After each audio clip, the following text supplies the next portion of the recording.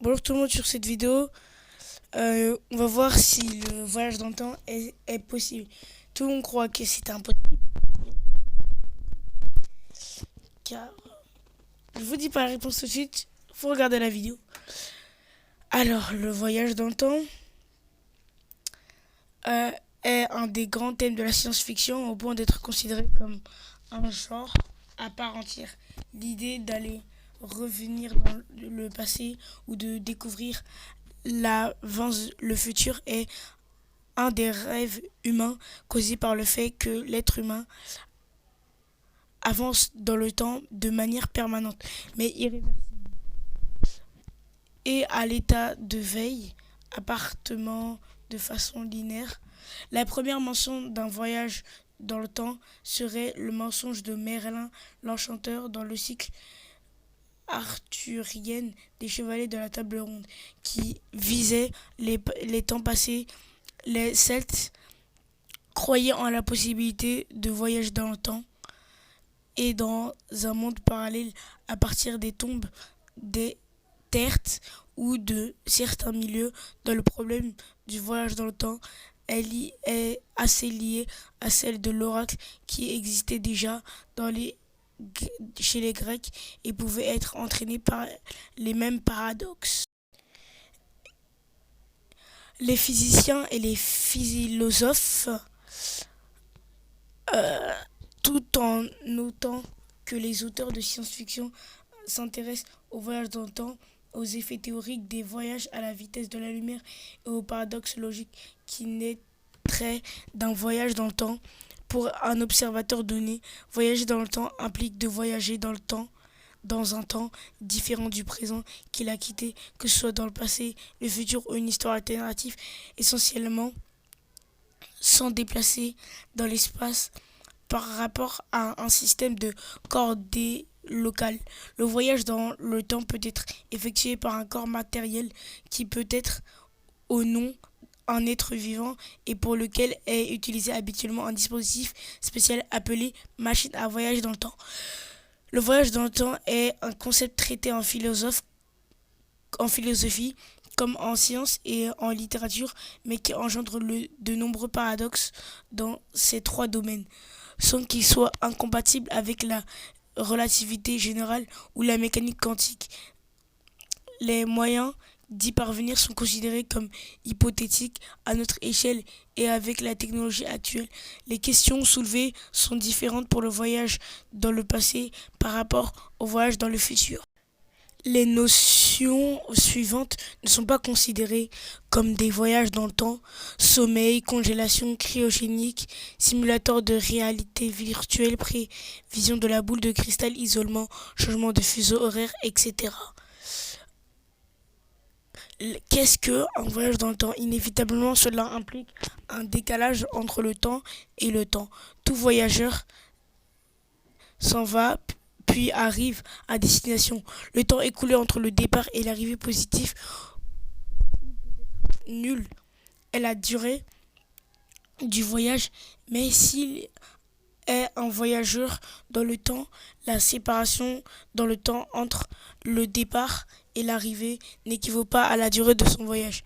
Comment se peut-il que les deux mêmes événements, son départ et son arrivée, soient séparés par deux délais inégaux? Je réponds en distinguant le temps lui-même, le temps extérieur, comme je l'appellerai aussi du temps personnel d'un voyageur temporel particulier. En gros, ce qui est mesuré par sa montre bracelet, son voyage prend une heure de temps personnel, disons, je sais pas, entre peut-être quelques heures, mais l'arrivée est plus qu'une heure après le départ, en une heure externe qu'il voyage vers le futur, où l'arrivée est avant le départ, mais disons, mais enfin, l'arrivée est avant le départ en temps externe, s'il voyage vers le passé. Une autre définition du voyage dans le temps l'assimile à l'existence des courbes temporelles fermées, une variété lorentzienne d'une particularité matérielle dans l'espace-temps, ce qui revient à son point de départ. Du coup, son point de départ, c'est son point de départ. Certains auteurs acceptent l'existence de deux dimensions temporelles et d'autres envisagent des scénarios comportant plusieurs univers parallèles. Chacun ayant son propre espace-temps à 4 dimensions, mais la question est de savoir si un voyage dans le temps, dans une autre dimension temporelle ou dans un autre univers parallèle est en fait un voyage dans le temps ou virtuel. Je tiens aussi à dire que la 4e dimension, c'est comme le liquide, quoi. Bref, examiner la possibilité de revenir dans le temps dans un univers hypothétique écrit par une méthode de Gödel a amené Kurt Gödel à affirmer que le temps pouvait être une sorte d'illusion, une autre dimension de l'espace-temps donnant lieu à un cube à 4 dimensions, le terrasque, le teract ou hypercube. Histoire du concept.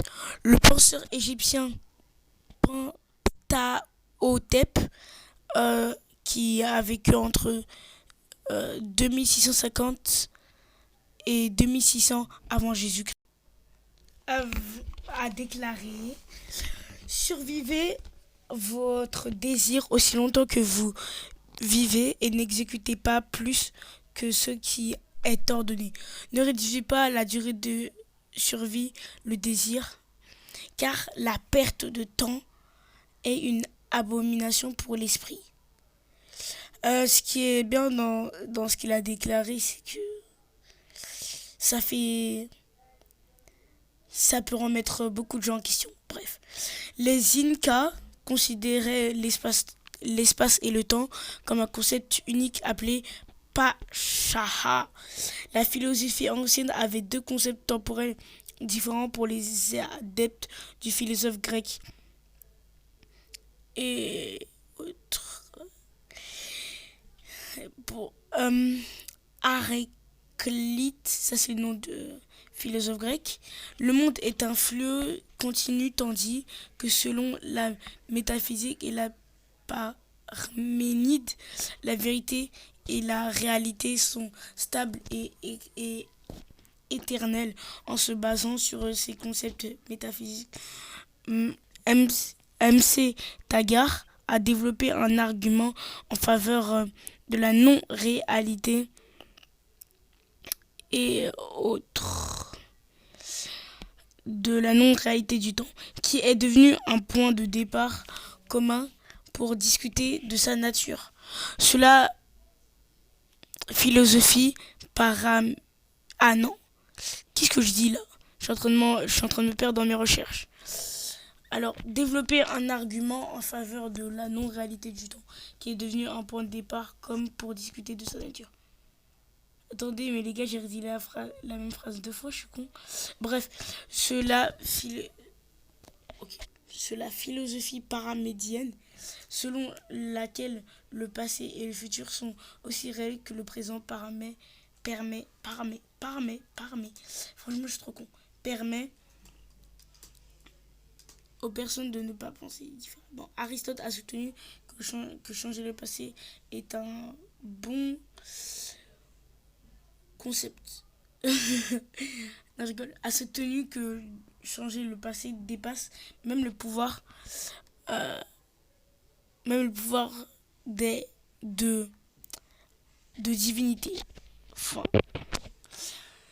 pour cette raison, personne ne pense au passé, mais c'est-à-dire que le futur est peut-être différent. Et aussi, je voulais vous dire que il y a certains physiciens qui pensent que c'est possible. Ils sont encore en train de faire leurs recherches.